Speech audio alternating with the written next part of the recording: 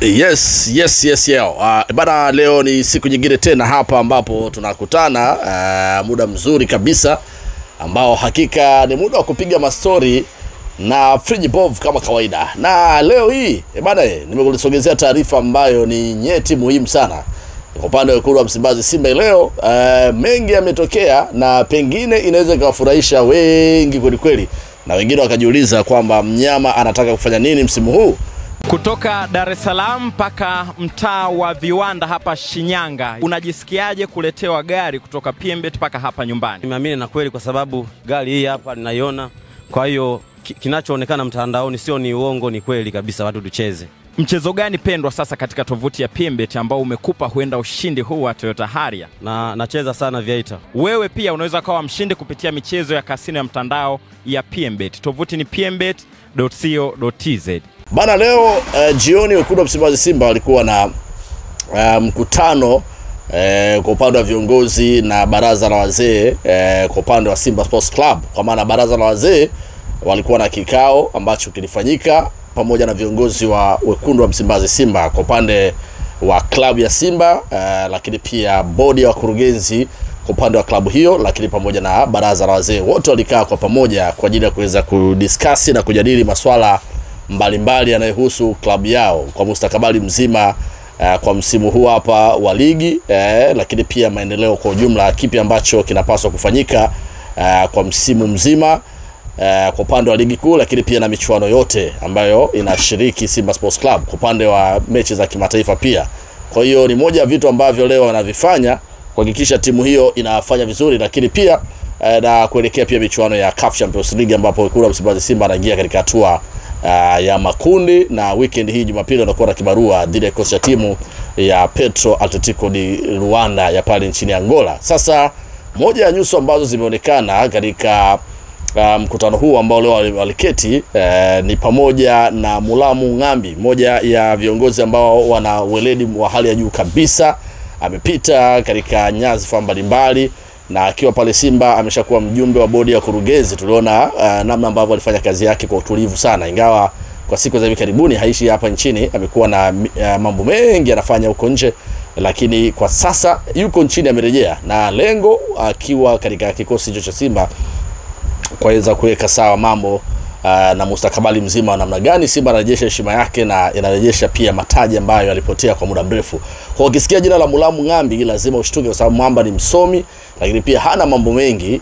Ni moja wa shauri bora kabisa katika kikosi hicho cha Simba, na mimi nimeshawahi kuongea naye na nimeshawahi kupiga naye mastori. Ni moja wa watu ambao wana IQ kubwa kabisa katika swala zima la utawala. Mulamu Ngambi chuma hicho alikuwepo leo, lakini mwingine ambaye alikuwepo ni pamoja na Swedi Nkwabi, ambaye kwa sasa Swedi Nkwabi yuko katika eneo la ujumbe, ni mjumbe wa bodi ya kurugenzi kwa upande wa wekundu wa Msimbazi Simba. Yeye yupo katika bodi Swedi Nkwabi, lakini mwingine ambaye yupo ni Hassan Dalali, ambaye yeye tunafahamu yuko katika baraza la wazee pale na ni kiongozi, lakini pia alishakuwa mwenyekiti wa Simba kwa miaka mingi huko nyuma, na huko pia alishawahi, yeye ndo alikuwa ndio CEO mwanzilishi wa Simba Day. Hassan Dalali yuko pale Mafia, mtaalamu kabisa. Lakini kwa upande wa baraza la wazee mwingine aliyopo ni Mwina Saif Kaduguda, Simba wa Yuda, na moja majina leo trend sana ukiachana na Mulamu Ngambi ni jina la Mwina Saif Kaduguda,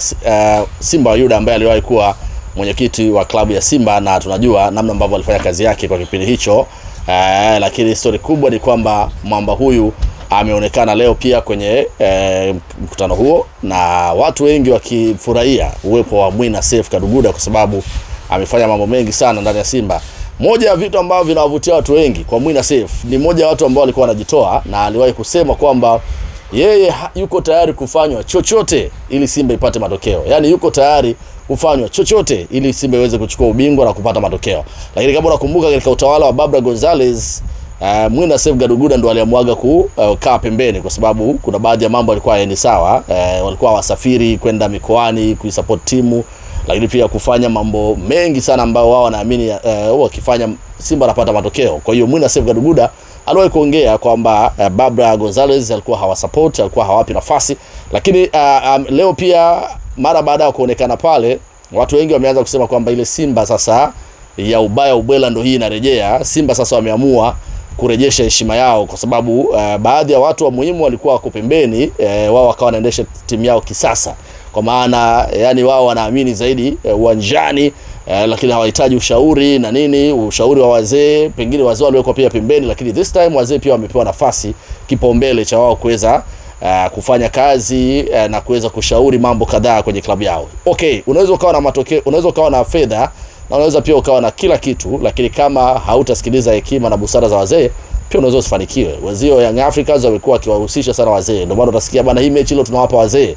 Wazee watapiga dua, watafanya maombi na timu inapata matokeo. Simba walikuwa wamewekwa pembeni, lakini leo tumeona nyuso za wazee pale. Hii ni ishara tosha kwamba wanataka warejee kwenye ile Simba yao iliyokuwa ikifanya vizuri, iliyokuwa inamtandika mtu, iliyokuwa inachukua mataji. Kwa hiyo leo Mwina Seif Kaduguda, Simba wa Yuda, yuko pale ndani na amonekana naye mmoja ya watu ambao walikuwa wanachangia hoja. Lakini alikuwa pia mwenyekiti wa bodi ya wakurugenzi ambaye kwa sasa ni Christus Magori, CEO wa klabu ya Simba. Alikuwa pia Bi Zubeda Sakur, pia alikuwepo mwenyekiti ambaye anamaliza muda wake, Murtaza Ali Mangungu, katika swala zima la kuweka sawa mkutano au kikao hiki cha leo ambacho kilikaa cha baraza la wazee wa Simba, baraza la washauri la wazee pamoja na viongozi wa klabu hiyo ya Simba. Sasa nasema hivi kwa sababu gani? Nimeona kuna haja ya kuzungumza hili kwa sababu uwepo wa wazee hawa, na maana Simba sasa wanataka kurejesha heshima yao.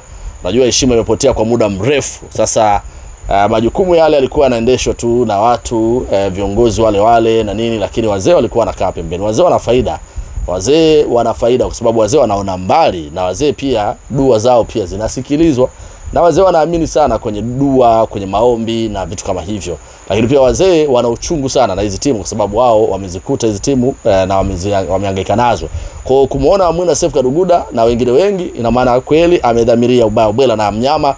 Kuna jambo lake analihitaji msimu huu. Kuanzia ligi kuu ya kandanda Tanzania bara ubingwa, anahitaji pia kuchukua kombe la CRDB Federation, anahitaji pia kuchukua na kufanya vizuri pia kwenye michuano yote ambayo inapita mbele yao. Lakini pia hata kwenye michuano ya ligi ya mabingwa Afrika, mnyama anataka kufika mbali sana. Wameanza vikao mapema. Tunafahamu pia kuna Msimbazi Simba inapofika tarehe 30 watakuwa na mkutano mkuu wa mwaka kwa ajili ya kujadili malengo, matarajio kwa mwaka ujao, mapato na matumizi na vitu kama hivyo. Kwa hiyo leo wamekaa kwa ajili ya lengo la kuzungumza, baraza la washauri wa wazee pamoja na viongozi wa klabu ya Simba. Jina ambalo limetikisa ni Mwina Seif Kaduguda. Moja interview ambayo alikuifanya na Maulid Baraka wa Kitenge ni kwamba yuko tayari kufanywa chochote. Yuko tayari kufanya chochote ili Simba apate matokeo. Sasa Babra pia ni moja wa watu ambao wapo, ni mjumbe wa bodi ya wakurugenzi, gawa kwenye mkutano wa leo hakuonekana. Ila majina muhimu aliyokuepo ni pamoja na Mulamu Ngambi, lakini pia Mwina Seif Kaduguda na wengine wengi ambao walihusika katika kikao hicho. Mnyama amedhamiria, mnyama na jambo lake. Ana mechi siku ya Jumapili na Petro Atletico de Luanda ya pale Angola, moja mechi ngumu sana ambayo inasubiriwa. Na hiyo kesho mnyama anaanza hamasa kuelekea mechi hiyo, huku watu wakianza kulipa viingilio. Bana Tanzanite tayari watu wamekwisha kata tiketi na inaonekana iko sold out. Sasa mbaki Platinums pamoja na VIP A, VIP B, VIP C pamoja na mzunguko ndio tiketi zilizosalia. Lakini kwa upande wa club, timu inaendelea kufanya mazoezi na inaendelea kufanya maandalizi kuelekea hiyo Ngarambe. Tusubirie kuona mnyama atafanya nini, lakini nilitaka kuwapasha hiyo taarifa kwamba nyuso za watu hatari, nyuso za watu ubaya ubwela zimeonekana ndani ya mkutano wa Simba Sports Club hii leo. Endelea kusubscribe, gusa alama kengele, tuko na wewe. Wakati nakuambia hivyo, fahamu ya kwamba Singida ameshasafiri alfajiri ya leo.